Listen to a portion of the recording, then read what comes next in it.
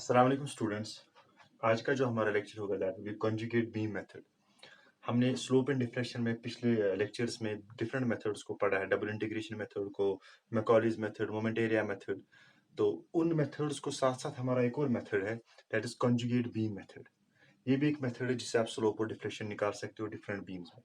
तो इसको हम कैसे समझे? कॉन्जुगेट बीम का मतलब क्या है? हमारे पास ओरिजिनल बीम होता है जिसमें आपको लोडिंग दी होती है, चाहे simply support, point load, what जो भी लोडिंग होगी।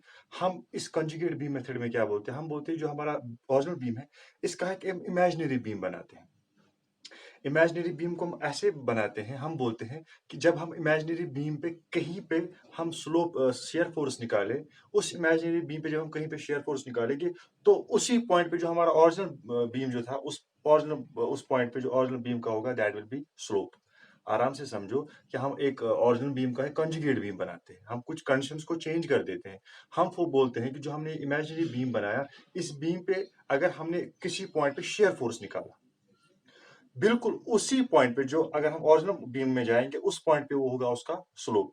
इसी तरह कि अगर आपने शेयर फोर्स निकाला at for example end A in conjugate beam, that will be slope at end A in original beam. इसी तरह से अगर आपने कंजुगेट बीम में आपने मोमेंट निकाला कहीं पे, तो उस पॉइंट पे जहां पे आपने मोमेंट निकाला, अगर आप उसी पॉइंट पे कंजुगेट इस ओरिजिनल बीम देखोगे, वो वहां पे होगा डिफ्लेक्शन।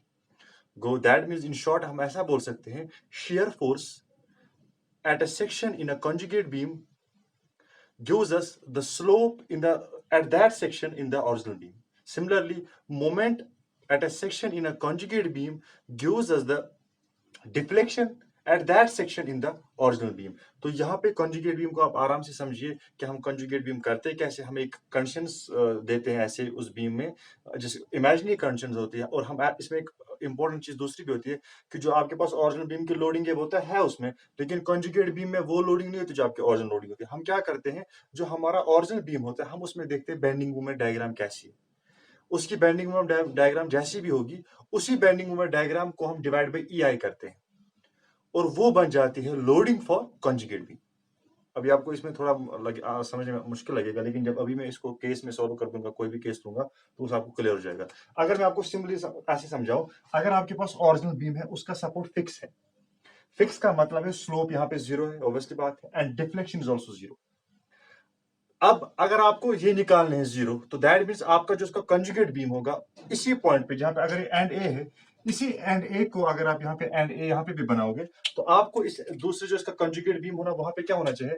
वहां पे आपको ऐसी कंडीशंस होनी चाहिए कि वहां पे शेयर फोर्स भी जीरो होना चाहिए और मूवमेंट भी जीरो होना चाहिए। ऑब्वियसली बात है, जब हम यहाँ पे फ्री एंड लेते हैं, आप देखते हो यहाँ पे shear force is also zero and movement is also zero. तो दैट मीन्स जब हमें यहाँ पे स्लोप निकालना था, हमने यहाँ पे देखा कि यहाँ शेयर फोर्स जीरो है, तो उसके बाद यहाँ स्लोप भी जीरो होगा।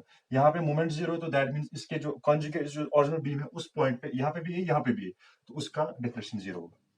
दूसरा केस में हमने सिंपली सपोर्ट बोला। हमने बोला अगर सिंपली सपोर्ट पे आपको निकाला, ऑब्वियसली बात है सिंपली सपोर्ट पे स्लोप होगा, मोमेंट नहीं होगा, तो डिफ्लेक्शन नहीं होगा। तो आपको क्या देखना है, जब यहाँ पे आपको स्लोप कैलकुलेट करना है, तो आप इसी के कंजुगेट बीम में क्या कर दोगे, वहां पे शेयर फोर्स निकालोगे। जो यहाँ पे शेयर फोर्स होगा वही यहाँ पे स्लोप होगा, जो यहाँ पे मोमेंट होगा वही यहाँ पे डिफ्लेक्शन। यहाँ पे चूंकि मोमेंट जीरो है, यहाँ पे डिफ्लेक्शन भी जीरो है। वो दैट मींस हम सिंपली क्या करते हैं, हम एक बीम को बनाते हैं, इमेजिनरी बीम को लोडिंग उसमें देते हैं, जो बेंडिंग मोमेंट डायग्राम उसको डिवाइड बाय एआई करते हैं।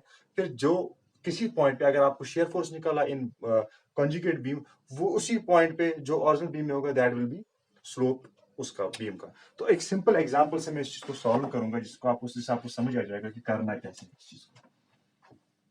हम क्या कर देंगे, हम एक बीम लेंगे, हम एक केस देंगे सिंपली सपोर्टेड। यहां पे आपके पास केस होगा simply supported with point load at centre W, क्योंकि ये सिमेट्रिकल लोड है L/2 ए एंड बी। ए और बी जब आपके पास होगा, तो आप क्या अगर सिंपली क्या करोगे, आपको पता है चूंकि जो इसकी बेंडिंग में डायग्राम होगी वही कंजुगेट बीम की क्या बन जाएगी, लोड। और यहाँ पे आपको ये भी पता है कि सिंपली सपोर्ट जो होता है उसका कंजुगेट बीम में भी जो सपोर्ट होता है वो भी सिंपली सपोर्टेड होता है। तो हम सिमिलरली पहले क्या करेंगे, इसका बेंडिंग में डायग्राम करेंगे, क्योंकि आपको पता है लोड इज सिमेट्रिकल। यहाँ पे W/2 जाएगा, यहाँ पे W/2 जाएगा। तो W/2 यहाँ पे गया, तो अगर आपको मोमेंट निकाला होगा मैक्सिमम होगा यहाँ पे इस पॉइंट पे। तो हम अगर इस पॉइंट पे मोमेंट निकालेंगे तो वो ऑब्वियसली बराबर होगा this W/2 into this L/2, that is WL/4। A and B. This will equal to WL/4. निकला आपको ओरिजिनल बीम में मोमेंट डायग्राम। क्लियर? अब मैं इसका कंजुगेट बीम बनाऊंगा, इस साइड से मैं इसका कंजुगेट बीम बनाता हूँ, क्योंकि कंजुगेट बीम इसका सेम आ जाएगा। मैं इसका कंजुगेट बीम यहाँ पे बनाता हूँ। इस पे जब आपने कंजुगेट बीम बना दिया तो उसकी लोडिंग क्या होगी? अब उसकी लोडिंग इसकी बेंडिंग में डायग्राम होगी, लेकिन फर्क क्या होगी? Divide by EI। तो मैं इसको ऐसे कर दूंगा, तो यहाँ पे ऐसी लोडिंग बन जाएगी, लेकिन इसकी लोडिंग जो टॉप पे होगी that will B WL/4 EI। यहाँ पे तो था WL/4, लेकिन यहाँ पे एक्स्ट्रा आ गया EI, क्योंकि आपको पता है जो यहाँ पे मैं लिखूंगा, इसको मैं लिखूंगा it is original beam and this is conjugate beam। Clear? इसकी बेंडिंग मोमेंट डायग्राम, उसका लोडिंग डायग्राम। ऑब्वियसली बात है। अब हमें करना क्या है? हमें इस डायग्राम में निकालना है शेयर फोर्स। अगर आपको बोलेगा स्लोप एट A निकालो एंड स्लोप एट B निकालो, deflection at centre point C निकालो, तो हम कैसे करेंगे? हमें कुछ नहीं करना, सिंपली हम इस डायग्राम में देखेंगे कि बेंडिंग मोमेंट, शेयर फोर्स इस पॉइंट पे क्या है, वो बेंडिंग मोमेंट भी देखेंगे। तो ऑब्वियसली बात है, शेयर फोर्स निकालने के लिए क्या हम करेंगे? हम निकालेंगे पहले इसके रिएक्शंस। अगर आप इसके रिएक्शंस को कैलकुलेट करोगे, RA dash and RB dash, because ये कंजुगेट बीम है, यहाँ पे अगर आपने RA और RB रखा तो यहाँ पे डैश रखेंगे, तो इसमें आपको कैसे पता चलेगा what is RA and RB? फिर से सिमेट्रिकल लोडिंग है। इसका जो होगा, इसका RA और RB होगा सिंपली कि हम टोटल लोड निकालेंगे, उस टोटल लोड का हाफ RA डैश लेगा और हाफ RB डैश लेगा। तो मैं लिखूंगा RA dash is equal to RB dash is equal to total load divide by 2। RA is equal, अब टोटल लोड कैसे हम निकालेंगे? टोटल लोड के लिए हम करेंगे सिंपली हम देखेंगे ट्रायंगल है, हम देखेंगे टोटल लोड का 1/2 ऑफ बेस है L, ऑल्टीट्यूड है WL/4 EI, तो वो आ जाएगी WL² 8 EI। ये आपको निकला इसका RA और निकला RB आपको निकला, ठीक है ना? टोटल लोड आपको क्या आ गया? 1/2 ऑफ बेस इसकी है L, और आपने अगर ऑल्टीट्यूड आप निकालोगे तो यहाँ पे आपको बेस इसकी आ गई, ऑल्टीट्यूड इसकी आ गई, तो आपको क्या निकला? RA is equal to RB dash is equal to total load divide by 2। Total अभी तो हमने 2 इसको डिवाइड नहीं किया, क्योंकि हमने सीधे किया 1/2 of base L in altitude. जब इसको डिवाइड बाई 2 करोगे आप, तो वो निकल के आ जाएगा WL² 16 EI। क्लियर? और आपको पता है जो एंड सपोर्ट्स पे जो शेयर फोर्स होता है, वो होता है उनकी reaction. Shear force at support is equal to reaction at the support. अब यहाँ पे रिएक्शन जो आपके पास है वही शेयर फोर्स भी है ए पे, यहाँ पे आपको जो रिएक्शन एट बी है वही आपका शेयर फोर्स एट क्या है, सपोर्ट भी है। तो दैट मीन्स हमें पता चला कि shear force at A is equal to WL² 16 EI। That means इस कंजुगेट बीम में जो स्लोप है एट ए, जो शेयर फोर्स एट ए है, दैट इज WL² 16 EI। तो इसका मतलब क्या है? कि इसका मतलब हो गया कि यही जो ये वैल्यू है, यही है स्लोप एट ए। तो यहाँ पे मैं लिख सकता हूँ theta at A is equal to यही WL² 16 EI। आपने क्या कर दिया? आपने कंजुगेट बीम में निकाला शेयर फोर्स एट ए, वही जो होगा स्लोप एट ए होगा। आप यहाँ पे RB आपको फिर से आएगा WL²। फर्क क्या होगा? ये अगर पॉजिटिव होगा वो नेगेटिव होगा, because clockwise direction of angle and anti clockwise. तो सिंपली आपने क्या कर दिया? आपने स्लोप निकाला एट ए, यहाँ पे आपने शेयर फोर्स निकाला, वो निकल गया स्लोप इन ओरिजिनल बीम। अगर आपको अब निकालना होगा, फॉर एग्जाम्पल आपको निकालना होगा डिफ्लेक्शन एट सेंटर, क्योंकि आपको पता है deflection at A is equal to 0, deflection at B is equal to 0। अगर आपको निकालना होगा deflection at center means at this point, अगर आपको डिफ्लेक्शन निकालना होगा तो क्या करेंगे आप सिंपली वहां पे मोमेंट कैलकुलेट करेंगे। ठीक है? आप मोमेंट कहां पे कैलकुलेट करेंगे? आप मोमेंट करेंगे इस पॉइंट पे। अगर आपको निकालना होगा मोमेंट एट C, क्योंकि moment at C will be equal to deflection at C, moment at C will be equal to RA कितना था हमें? RA हमें आया था WL² 16 EI। RA into distance कितनी है? L/2 माइनस 1 इस छोटे ट्राइंगल का एरिया 1/2 ऑफ, अब चूंकि बेस है L/2 तो उसको करेंगे 1/2 of base L/2 into altitude WL/4 EI ये तो अभी टोटल लोड निकला, लेकिन मल्टीप्लाई इसको 4 से हम जब आप करोगे तो आएगा 1/3 of base 1/3 of L/2, that is 1/3 of L/2। जब आप इसको सॉल्व करोगे तो आपको निकल जाएगा moment at C is equal to WL3/48 EI।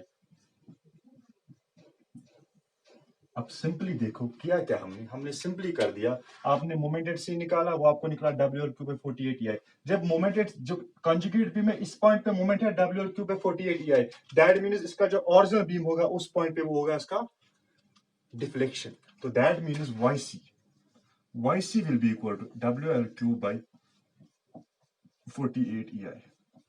यही चीज आपने देखी थी, जब आपने इसको डबल इंटीग्रेशन से किया था। आपको पता था या मोमेंट एरिया से WL3/48 आ रहा है। हमने क्या कर दिया, सिंपली हमने एक नॉर्मल ओरिजिनल बीम को कन्वर्ट कर दिया कंजुगेट में, इमेजिनरी बीम। उसकी लोडिंग हमने बोली, जो इसकी बेंडिंग में डायग्राम है वो उसकी लोडिंग है। और अगर आपको किसी भी पॉइंट पे स्लोप और डिफरेंस निकालना, आपको कुछ नहीं करना, आपके उसके कंजुगेट बीम पे उसी पॉइंट पे स्लोप निकाल, शेयर फोर्स निकाल तो वो निकलेगा स्लोप, मोमेंट निकालना तो वो निकलेगा आपको डिफ्लेक्शन। ये हमारे पास सिंपल एक केस था, simply supported with point two date centre. अगर आप इसके डिफरेंट केसेस भी कर दो, अगर आप इसका दूसरा केस कर देंगे, मैं चूंकि यहाँ पे जल्दी जल्दी समझाने की कोशिश करूंगा। अगर आप यहाँ पे दूसरा केस कर देंगे, अगर आप इसका केस सेकंड लेंगे, केस सेकंड अगर आप इसका लेंगे, simply supported with UDL over whole span W per metre. अगर आप L डिस्टेंस लोगे, ऑब्वियसली पता है ये है इसका ओरिजिनल बीम और यहाँ पे उसका कॉन्जुगेट बीम होगा। क्योंकि सिंपली सपोर्ट है तो दोनों डायरेक्ट साइड से सपोर्ट्स वही रहेंगे। ये A डैश, ये B डैश, ये A और B। करना है क्या है हमें, हम इसकी बेंडिंग में डायग्राम ड्रॉ करेंगे। इसकी बेंडिंग में डायग्राम कैसे ड्रॉ करेंगे, हम क्या करेंगे, हमें पता है कि इन सिंपली सपोर्टेड बीच में बेंडिंग मोमेंट मैक्सिमम होती है। कैसे होती है वो आपको पता है। टोटल लोड अगर WL है तो यहाँ पे आ जाएगा WL/2 एंड यहाँ पे आ जाएगा WL/2। फिर जब आप मोमेंट एट सेंटर निकालोगे, आपको निकल जाएगा मोमेंट एट सेंटर निकल जाएगा WL²/8। जब आप उसकी डायग्राम ड्रॉ करोगे, उसकी डायग्राम आपको ऐसे आ जाएगी,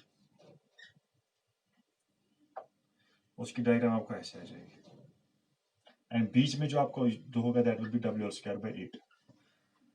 जब आपको ये निकला WL²/8, निकला तो इसी का जो कंजुगेट बीम होगा उसकी लोडिंग क्या होगी, अब